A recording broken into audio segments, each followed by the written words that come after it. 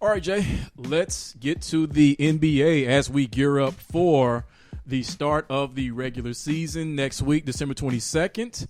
We'll be doing our NBA preview show as well, our annual NBA preview next week as well. Yeah, next Monday. We'll do it next Monday show. We'll do it either as a part of the Monday show or we may separate it. Depends on how we feel that day. Yeah. Should be fun. So we've had a lot of preseason basketball. Most teams have played at least 2 games over the last 4 to 5 days. So we've gotten an interesting look at some of the rookies, at some of the vets, at some of the guys coming back from injury, like how we just talked about Kevin Durant and Kyrie Irving. So you had 2 games this week in the city of LA. Again, the battle for the Staples Center rages on somewhat between the Lakers and the Clippers, culminating in the Lakers basically blowing the Clippers off of the court 2 games in a row. Which, yes, this is preseason, but preseason it doesn't mean everything, but it means something.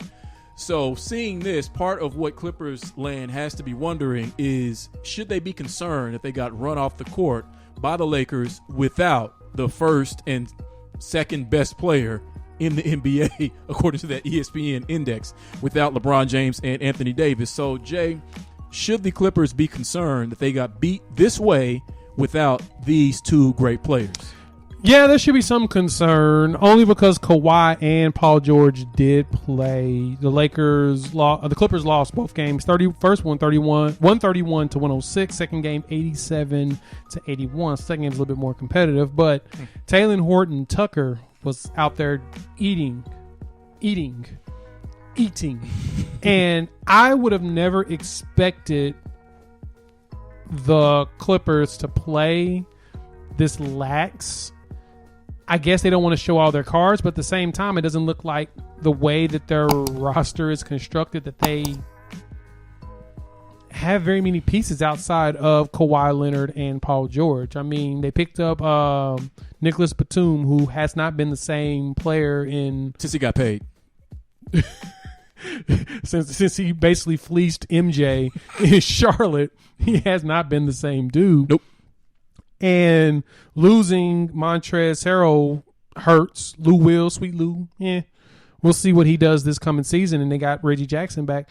I am concerned about the way the Clippers are constructed, especially after taking those L's they did from the Nuggets. So I think it's cause for concern. What do you think?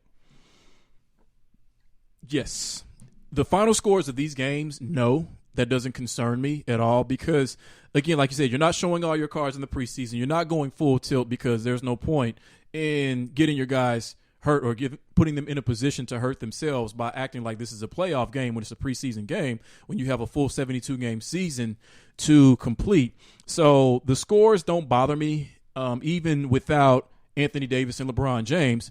But what does concern me, part of what you said, is Taylor Horton-Tucker is potentially having yet another Laker out of nowhere that you're going to have to worry about, in addition to their offseason pickups headlined by Montrezl Harrell, who they didn't really have to take him from you. You did that on your own by pushing him to the Lakers across the hallway with Dennis Schroeder, with Wesley Matthews, adding him to that when he looks like it's hard to get a picture of who he plays like. I got shades of maybe a little bit of Paul Pierce just because of his build and just because of how he looks when he moves, but he looks like already a bit of a better three-point shooter maybe than Paul Pierce was, but he was unstoppable. He was out there having fun.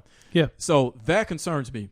And looking at this team and how they played, again, even though you don't go 100%, you can still tell who's the hungrier team and who wants it. And in both games, that was never the Clippers. It was the Lakers when it should have been the Clippers because now they're the champions. They're clearly better than you. They own the building. They own the bubble. And you needed to come out with more fight than that. Lastly, looking at this Clippers team, they don't scare you. There was nothing to fear when you looked at this team. When they had Montrezl Harrell coming off the bench, that scares people. Because not only because of how he plays, but because he's a really tough player. He was in college. So now they don't have him anymore. Right now they look like a finesse team with two all-stars who are going to be good, but who are going to get bounced in the first or second round of the playoffs. There is nothing about this team that I saw with how they moved, with how just the energy of this team was, that would make me fear them if I'm not only the Lakers, but any other team in the Western Conference. So, yes, this is concerning for those reasons to me.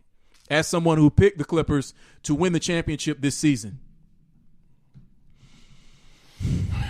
Yeah, so are you going to explain yourself on that, or are you going to continue to hold on to that? I'm going to hold on to it. I'm going to hold on to it because I'm holding on to the hope that Serge Ibaka can be at least 80 to 85% of what Montrezl Harrell was, given that he is further along in age than Montrezl Harrell. But we know him well around these parts because we watched him grow up as a member of the Thunder. And I want my plan to work to perfection, Jay. I said the Lakers were going to win the championship last year. They did. I'm saying the Clippers are going to win this year. They better. And I'm saying the Nets are going to win next year, which they very well might.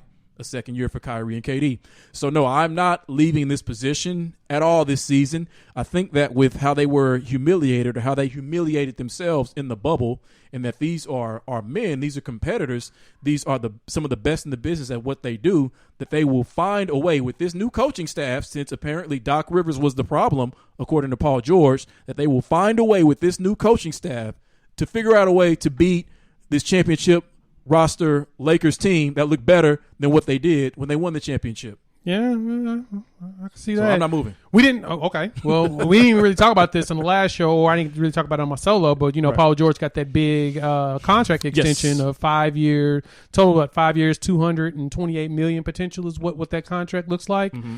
Does that help ease any tensions in LA?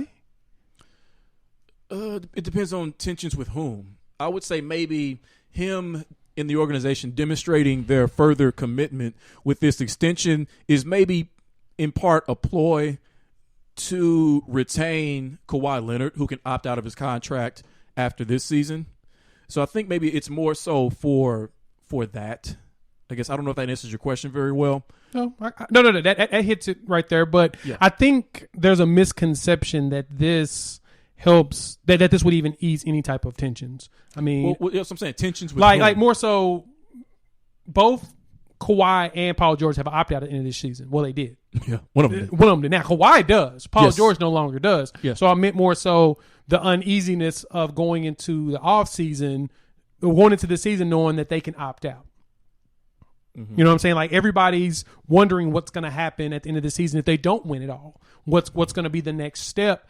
And yeah, we think that this will. Well, do you think that would help with Kawhi Leonard? Is that going to make him feel more comfortable? I think so. I mean, in part, it depends on the relationship that he has with Paul George. I can't get a read on what their relationship is like. If they had the kind of relationship that like LeBron and AD had, then to me it would be a no-brainer. It would just be a formality for him to go into this next season, maybe even opt out in order to restructure a better contract or a contract that makes him even more comfortable than what he has right now. But I can't get a read on their relationship. That, too, concerns me, since we talked about concerning. I don't know how close he is to Paul George. I don't know how much buy-in he has to Paul George, given that George was not the Robin to him that he should have been when he just didn't have it in that Game 7 in the second half against the Nuggets. Neither one of them had it. Yeah. So I don't think you can blame. I don't think Kawhi can blame Paul George for that, because he didn't have it either. They both were terrible the entire third. No, but I mean from quarter. The sense of on those nights, that's sort of a larger example of what he would want on nights that really don't matter that much. Like on a Tuesday night, against the Pacers, when I don't have it, I need to believe that my Robin's going to have it. Okay, I get you on that. I don't think it means anything. Mm-hmm. This is why that Paul George signed that extension. Okay. I don't think it makes anybody feel secure or comfortable. You don't understand why, though, right? This is the Los Angeles Clippers. The last person they gave a max contract, they also did a mock retirement of his jersey, saying that he was going to be a Clipper forever, and then traded him that next offseason to another team. This means nothing to me. Now, I think what it does say is that by committing to Paul George and getting him in this contract, if this doesn't work and Kawhi doesn't want him there no more, he's a lot easier to trade, because you can trade him for another star, do a star swap, because another team's going to have to get rid of one of their great players.